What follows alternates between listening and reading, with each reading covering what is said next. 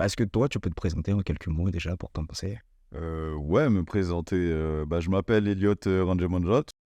Je suis le cofondateur d'Aikmada, le fondateur de HAL et du Vet Club. Il y a beaucoup de choses quand même, mais et voilà, en général. Je te remercie d'ailleurs d'avoir fait le déplacement de Plaisir. Paris pour venir ici à Lyon. Ça fait vraiment plaisir. Qu'est-ce que ça te fait quand on te parle de Madagascar? Qu'est-ce que tu ressens, toi, quand on te parle de Madagascar? Qu'est-ce que ça me fait quand tu parles de Madagascar?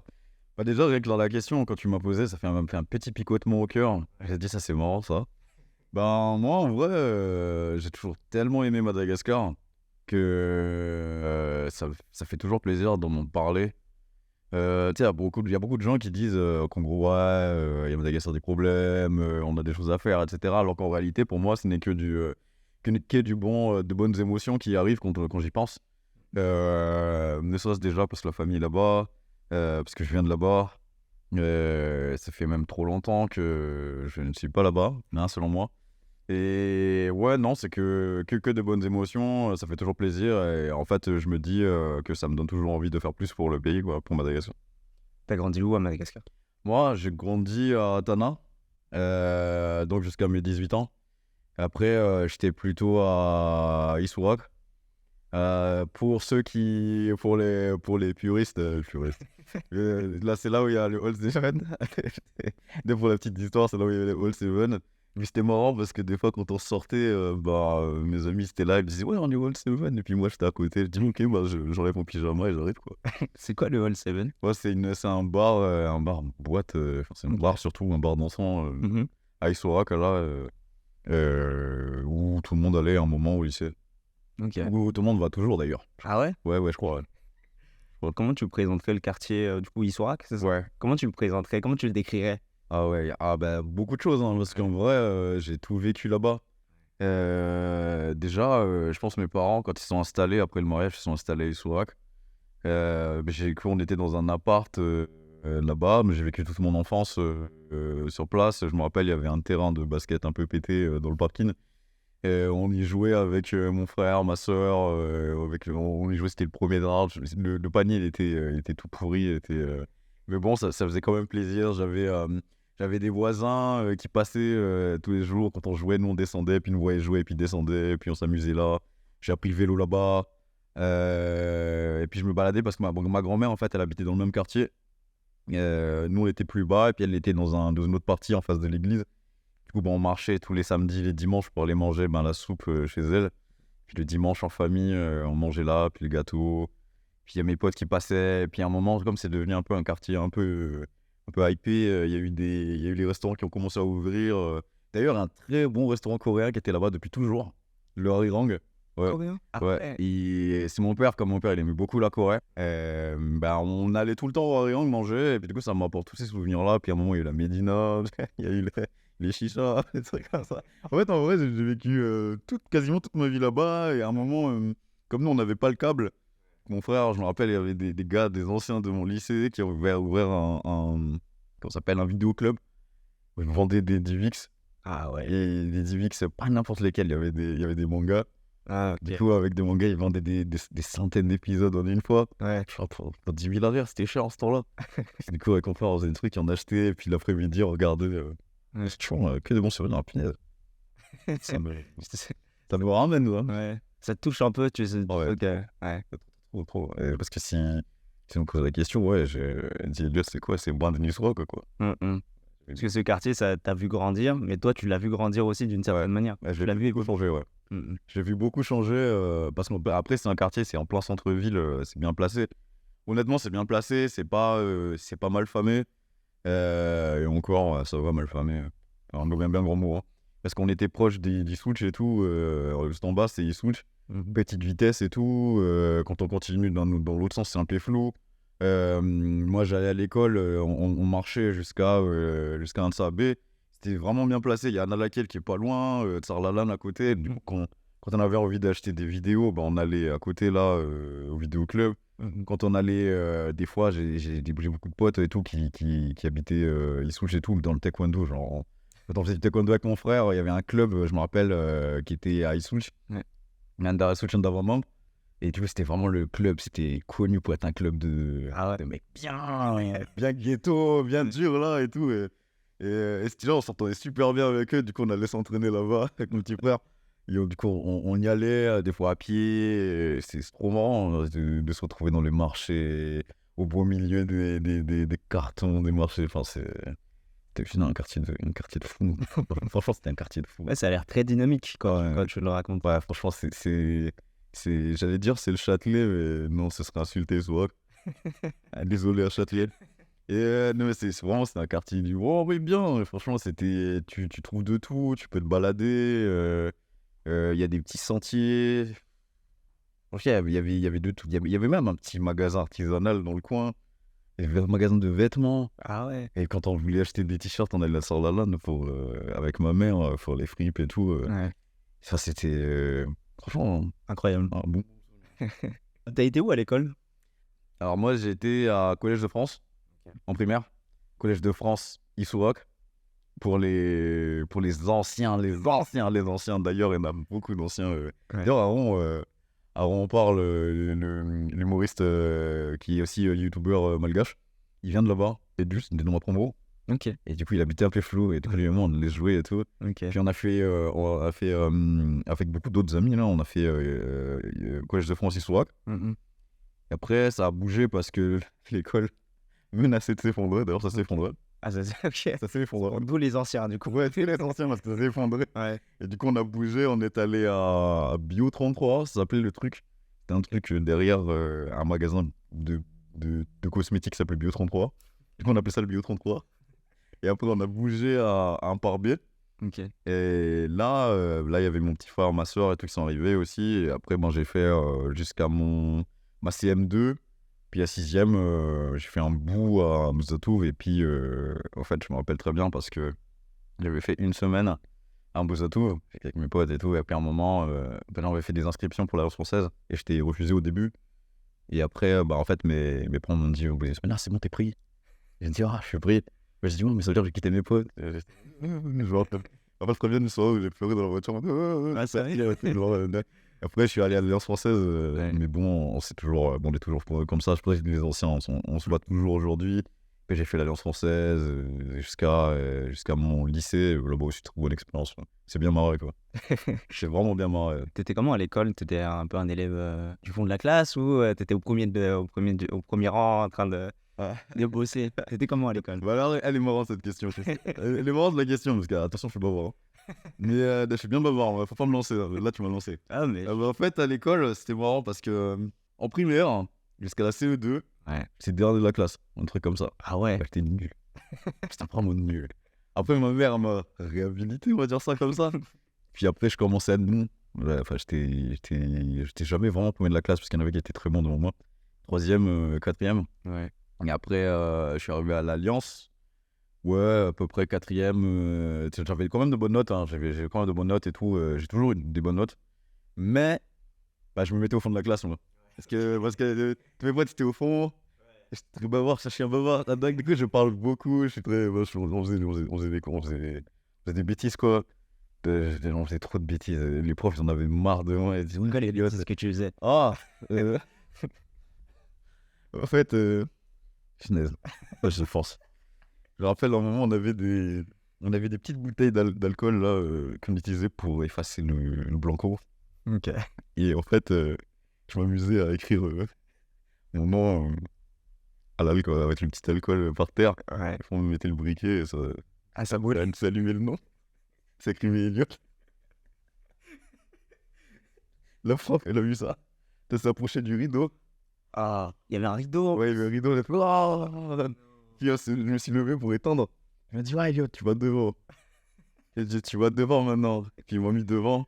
En fait, moi, c'est ça mon truc, c'est que je faisais toujours mes devoirs. J'ai terminé tôt. J'ai terminé tous mes exercices, comme ça je peux bavarder. Ok. Et je fais bavarder les autres. Et après, ils m'ont mis devant et devant, j'ai fait bavarder ceux qui étaient devant. C'est qu'il y avait des bonnes notes devant. Ah ouais. Je savais pas quoi faire de moi. Tu t'es fait engueuler après ça? Ouais, Ouais. tout le temps. Moi, je faisais tout le temps engueuler. C'était quoi ta punition après ça? Parce que les punitions en Madagascar, c'est à l'époque, en tout cas, en plus, tu vois, à l'époque, ouais, c'est chaud. particulier. Hein. Ouais, c'est chaud. Ouais. Mm. Franchement, c'est chaud des fois. Hein. Bah, je me rappelle très bien en primaire, ils avaient un bout de bambou au fond de classe. Ça, c'était. Ouais. Maintenant que j'y pense, ouais, trop bizarre. Avec un peu de recul, Ouais, c'est trop bizarre. Ouais. C'est chaud. Ouais. Bon, c'est vrai, ils l'utilisaient pas trop. J'avoue quand même, c'était pour faire peur plus que ça. Ouais. Et après, il y en avait qui se disaient, ouais, je vais dire à mon père. Tu vois. Je pense que c'est bon. Oui, on connaît la technique. Il dit en mode, ouais, on va appeler ton père. Ça me faisait encore plus peur qu'autre chose. Hein. Il suffisait de dire, ouais, il y a mon père qui va venir ou ma mère. C'est bon, je me calme, tu vois. Mais ouais, je me rappelle en primaire, je bavardais beaucoup. Enfin, moi, je bavarde depuis toujours. Ouais. Et il y a quoi? Bah, une fois, la maîtresse, je me rappelle, elle était méchante celle-là. Elle m'avait mis dans le placard. Ah ouais, Ouais, carrément. quel Ouais, toi, tu vas dans le placard. Je sais pas si je l'ai raconté à mes parents, ça. Ah, C'est une première. Mais on est une dans le placard, ouais. Parce que pendant la sieste, je crois que je réveillais les autres. Et putain, ça a joué parce que après ça, je suis devenu quand même un gamin très calme. Ouais, J'étais plutôt, moi, je suis d'humeur timide. ok. Bah, très introverti de base. Ça se voit peut-être pas là comme ça, mais Pas du tout. ouais, mais non, j'étais très introverti. Moi, j'étais même timide maladif, quoi. Et tu penses après ça ou tu l'étais déjà un peu avant? Je crois que j'étais déjà un peu avant. Enfin, après, je sais rien. J'en sais rien, mais j'étais déjà quand même pas mal timide. Et puis, moi, je me cachais dans les voitures en fête de famille. Je jouais à la Game Boy en fond. J'aimais pas. J'aimais pas du tout. Ouais. On me disait, ouais, il faut qu'on aille voir. Il y a 60 personnes qui vont venir. Wow. Il y a des gens qui viennent à la maison. Wow. Ah, l'angoisse. Angoisse totale. Mais j'ai surtout des gens que je connais pas. Et après, bon, ça a changé petit à petit parce qu'on m'a dit, arrête d'être timide. Et tu l'as travaillé un peu ça du coup? Non, du jour au lendemain, Ouais. j'ai dit, ouais, c'est bon, j'en ai marre. Ah ouais. Et j'ai changé, quoi. J'ai switché. T'en as marre d'être. Ouais, je sais pas. Ouais, c'était un truc comme ça, ouais. J'avais envie de m'ouvrir, je pense. Et puis en même temps, je pense qu'il y a eu une discussion avec mes parents. Et puis un jour, j'ai switché. Je pense que c'était en CE2, j'ai switché. Tu parles beaucoup de ta famille, de tes parents. En gros, la famille à Madagascar, ça a vraiment une connotation forte. C'est vraiment une valeur forte. Quelle force ça t'apporte, en gros, au quotidien? Bah après, déjà, faut savoir. Après, moi je crois beaucoup. Je crois beaucoup sociologiquement au signe astrologique. Moi, je suis cancer. Je suis né en juillet. Et le cancer, de base, c'est connu pour être un signe de foyer. En fait, c'est un signe. En signe astrologique maya ou aztèque, je sais plus. Le cancer, c'est le signe de la maison. C'est une maison. C'est une maison de symbole. Je suis très tourné autour de la famille. C'est le foyer. Enfin, je fais tout pour faire en sorte que déjà mes parents. En fait, j'aime beaucoup ça en fait parce que déjà nous on est une famille très très fusionnelle. Mon père, la famille nucléaire, mon père, ma mère, mon frère, ma sœur et moi, on est fait très fusionnel. On n'a pas trop on s'entend très bien entre nous. On se dispute, on se dispute fort quoi, mais parce qu'on a tous de gros caractères. Mais on est quand même une bonne famille d'ours quoi. Et du coup, ce qui fait qu'on se soutient beaucoup, surtout qu'on a eu beaucoup de péripéties dans nos vies. Et dans les péripéties qui nous sont arrivées, les choses qui nous sont arrivées, on s'est toujours très soutenus. Et en fait, au final, je me suis dit, dans la vie de tous les jours, si je dois compter sur quelqu'un, je compterai d'abord sur ma famille. Et la famille peut compter sur moi. Et en même temps, c'est ça, c'est d'où je puise la force qui est moi. En fait, on se soutient beaucoup, ils me donnent la force, je leur donne la force. Et en même temps, moi, enfant, je me dis peut-être que je fais tout ça pour eux, pour la famille, en fait. Je fais tout ça pour eux. Qu'on se mette bien tous ensemble et qu'en gros, voilà, quoi. Pour moi, la famille, c'est essentiel. Je pense que c'est ce qui fait vraiment le cœur de ce qui fait moi, quoi.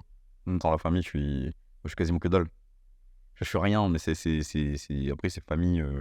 Ouais, ça, c'est famille qu'on dit nucléaire, mais bon, la famille, pour moi, dans la tête aussi, il y a des amis, ils font partie de la famille, des cousins. Pour moi, c'est la famille, c'est comme mes frères, mes sœurs. Ils se reconnaîtront. Et du coup, on se soutient beaucoup. Et je pense que si en plus, de toute manière, ils n'ont pas le choix. Hein. Ils me doivent de l'argent, je sais où ils sont. Et il faut pas fuir, on est du même sang aussi. Donc au final, même gage de confiance, c'est plutôt pas mal, quoi. À quel moment c'était très dur pour toi et à quel moment t'avais vraiment besoin d'eux dans ta vie? Un peu tout le temps.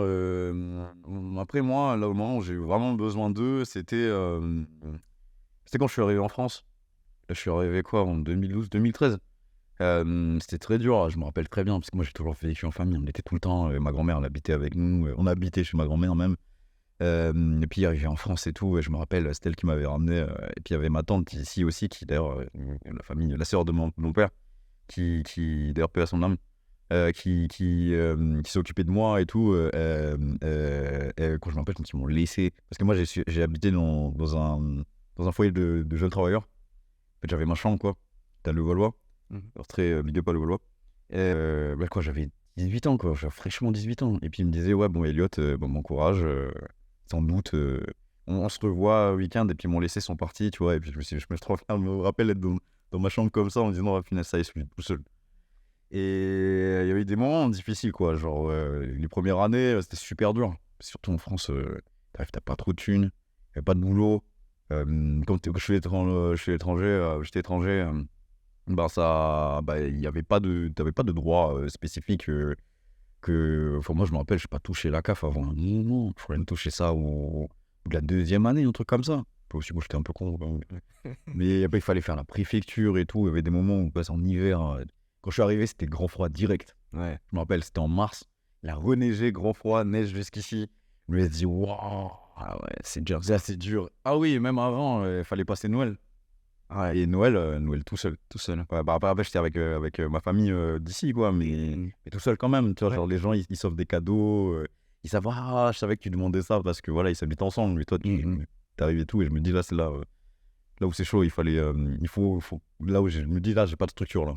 Parce qu'au final, personne ne te prépare à ça aussi, Non. d'une certaine manière. Ah non. Personne n'est préparé à ça. Ah ouais, t'es comme direct. Ouais. On a dit, ouais, il faut. Et on m'a dit, il faut y aller, là. Et je me rappelle très bien, quand je suis parti, on m'a dit, ouais, il faut y aller, Elliot. C'était le premier. C'est là de tâche d'un con, quoi. Ouais. Et du coup, je m'appelle à l'aéroport, et puis déjà, ils m'ont pas ramené. Mais mes parents m'ont pas ramené. Du coup, je suis venu ici tout seul. On m'a accueilli, c'est eux qui m'ont pris, et puis on m'a accueilli à l'aéroport. Et déjà, tu viens seul. Tu dois te faire des repères tout de suite. Et puis les premières semaines, les premiers mois, tu essaies de chercher une structure. Donc chez ma tante, chez mes potes, des trucs comme ça. Et puis en fait, tu construis petit à petit une famille. Des autour, repères, quoi. quoi. Des Ouais. repères. C'était les gars du foyer aussi, parce qu'il y avait d'autres, parce qu'on était plusieurs en fait à avoir des chambres. C'était bien marrant. Et puis entre nous, en fait, comme on était un peu dans le même cas, il y avait des gens qui venaient du Cameroun, qui venaient d'Algérie, des Français d'autres régions. Et puis on s'entraidait entre nous, quoi. Mais c'est surtout ça, en fait, c'est de se restructurer, c'est ça le plus dur. Personne ne t'apprend à te structurer. Moi, je savais rien faire en enfance. J'avais même pas repassé. À cuisiner, j'avais même pas faire les courses. C'est-à-dire, je me rappelle mes premières courses. Je vais acheter quoi, des M&M's, je me rappelle. Mais la vie est chère, hein. C'est là que tu te rends compte quand tu fais tes courses. Moi, je me souviens, pareil aussi, je sors du foyer familial, entre guillemets, j'arrive à Nantes pour étudier et je savais pas que le coupe-ongle, ça coûtait aussi cher. Tu vois, c'est un truc bête, hein, le coupe-ongle. Parce que tu le vois au quotidien chez toi, chez tes parents, et tu te retrouves à devoir payer ça 4 balles, 5 balles. Tu sais, waouh. Et ouais, t'es confronté à ça, quoi. Le shampoing, tu te dis, quel shampoing, quel shampoing. Et en plus, tu vois, genre, nous, on a été, après, tu vois, même je pense que maintenant sur toi aussi, genre, tu sais, t'as l'habitude, tu regardes un peu la télé, ou tu regardes chez tes potes, tu vois Leclerc, tu vois ce que je veux dire. Mais Leclerc, tu te dis pas que c'est cher de fou. Ouais, c'est ça. Et t'arrives, tu fais, waouh, oh non, le produit, le déodorant, et tu dis, attends, tu te dis, putain, et en plus, il faut commencer à se raser un peu. Ouais. Qu'est-ce que j'achète, quoi? Mon père m'a jamais dit ce qu'il fallait que j'achète. En fait, moi, jamais dit, même cuisiner. Genre, heureusement, on m'a un peu acheté des ustensiles, quoi, mais.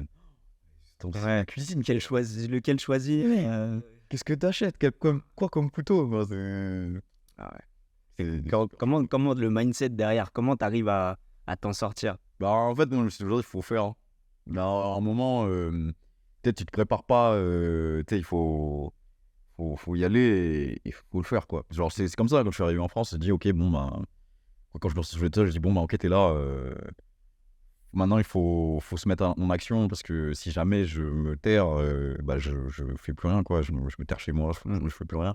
Mais je dis, ok, bon, faut que j'arrive à m'organiser. Ok, je vais me rater, mais je le fais quand même. Et après, je m'améliore. Et aussi, il faut apprendre à poser des questions. Enfin, comme je l'ai dit au début, moi, j'étais très timide. Arrivé dans un foyer de jeunes travailleurs où les mecs, ils faisaient 2 mètres. Ils faisaient 2 mètres, je me rappelle très bien, ils faisaient 2 mètres, 1m90. J'arrive comme ça le premier, et puis il y en a un qui fait « Oh, t'es le nouveau !» Puis mec, j'étais en mode, en plus, ils sont grands. À Madagascar, ils sont pas très grands. Ouais, Donc, on est petit. on est petits, il est arrivé ici, tout le monde, c'est des géants, c'est des titans. Tu dis, wow, avec leur grosse voix et tout, et puis tu fais, et puis du coup, il faut faire en fait, il faut poser la question. D'ailleurs, ceux mecs qui m'ont appris à cuisiner, et t'apprends et tout. En fait, c'est ça le mindset, faut pas, en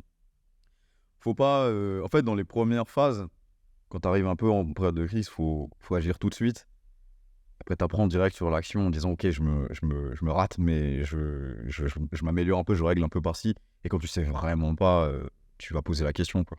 Autour de personnes en qui tu peux avoir confiance, après J'allais dire aussi, mais en fait, on te prépare pas, mais comment se préparer à ça? Tu vois, il n'y a pas d'apprentissage de ça, il n'y a pas de formation de ça.